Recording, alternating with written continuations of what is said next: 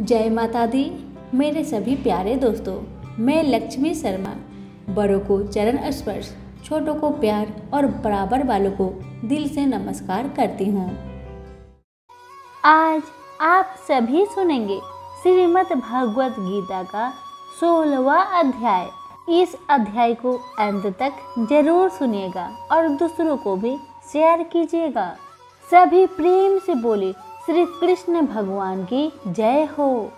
श्री कृष्ण जी बोले, हे भारत, अभय, शुद्ध, सतोगुणी होना, ज्ञान, योग, निष्ठा, दान, इंद्रिया, दमन, यज्ञ करना, तप, सरलता, अहिंसा, सत्य, अक्रोध, त्याग, शांति, चुगली ना करना, सब प्राणियों पर दया, तृष्णा से बचना, कोमल स्वभाव, चपलता का त्याग, क्षमा, धृति, पवित्रता, देश रहित, अभिमान ना करना, देवी संपत्ति के सम्मुख जन्म धरने वालों को यह सब गुण मिलते हैं।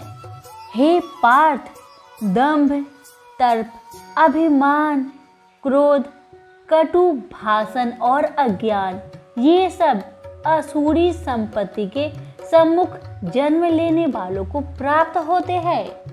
हे पांडव, देवी संपत्ति मोक्ष और असुरी संपत्ति बंधन का कारण होती है। तुम शोक ना करो, क्योंकि तुम देवी संपत्ति के भोग को जन्मे हो। हे पार्थ, इस लोक में देव और असुर, ये दो प्रकार के प्राणी उत्पन्न किए गए हैं। धर्म में प्रवृत्ति और अधर्म में निवृत्ति असुर लोग नहीं जानते। उनमें ना सोच, ना आचार और ना सत्य ही है। उनके मन में जगत की उत्पत्ति के कारण काम से प्रेरित स्त्री पुरुष के संयोग के अतिरिक्त कुछ नहीं है।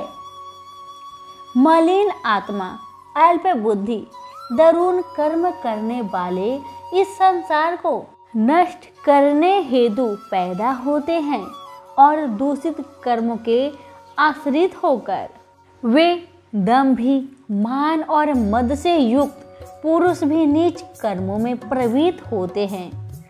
वे मृत्यु पर्यंत चिंता से ग्रसित है।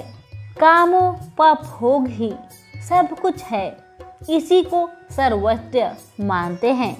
वे अनेक कल्पनाओं से मोहरूपी बंधन में फंसे हुए विषय भोग से आसक्त लोग घोर नरक में गिरते हैं। जो अपनी बड़ाई आप करते हैं, धन धान्य के मद में चूर रहते हैं, शास्त्रोक्त विधि छोड़कर किसी नाम के लिए यज्ञ करते हैं, अहंकार, बल, घमंड, काम और क्रोध से युक्त है, अपनी तथा औरों की देह में स्थित मुझसे द्वेष रखते तथा मेरी निंदा करते, इन देश करने वाले क्रूर और अधम पापियों को मैं संसार की असुरी योनियों में डाल देता हूँ।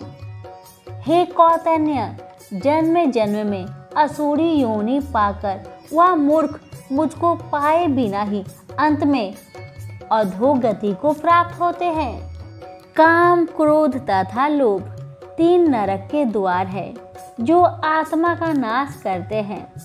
इस कारण तीनों को त्याग देना चाहिए। सभी प्रेम से बोले श्री कृष्ण भगवान की जय हो। अब हम सुनेंगे 16वें अध्याय का महात्म्य। सभी प्रेम से बोले लक्ष्मी नारायण की जय हो।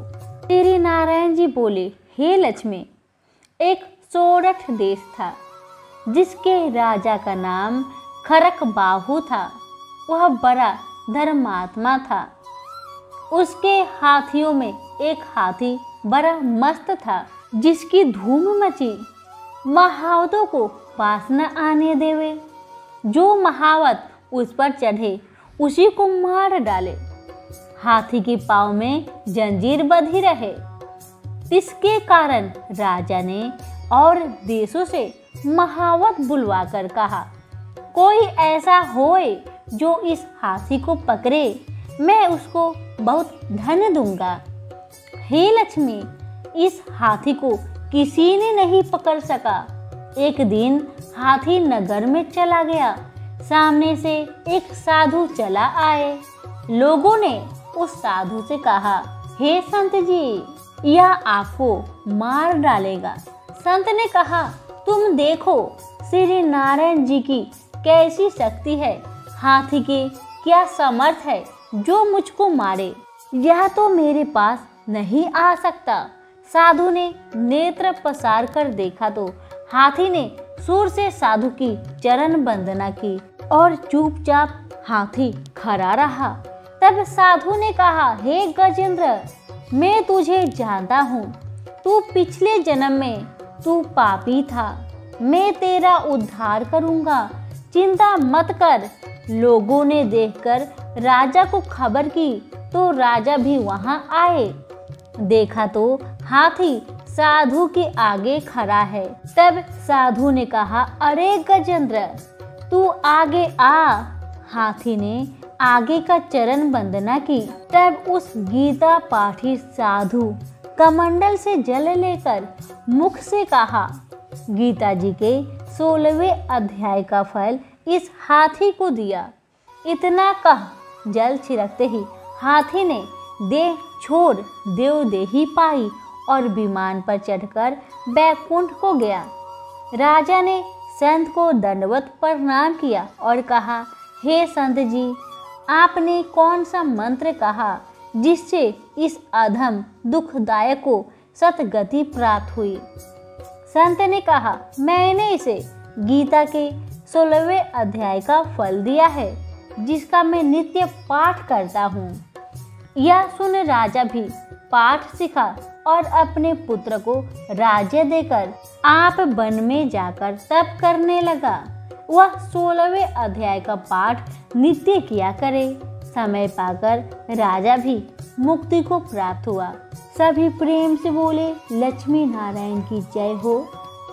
कथा पसंद आने पर लाइक शेयर जरूर करें। धन्यवाद।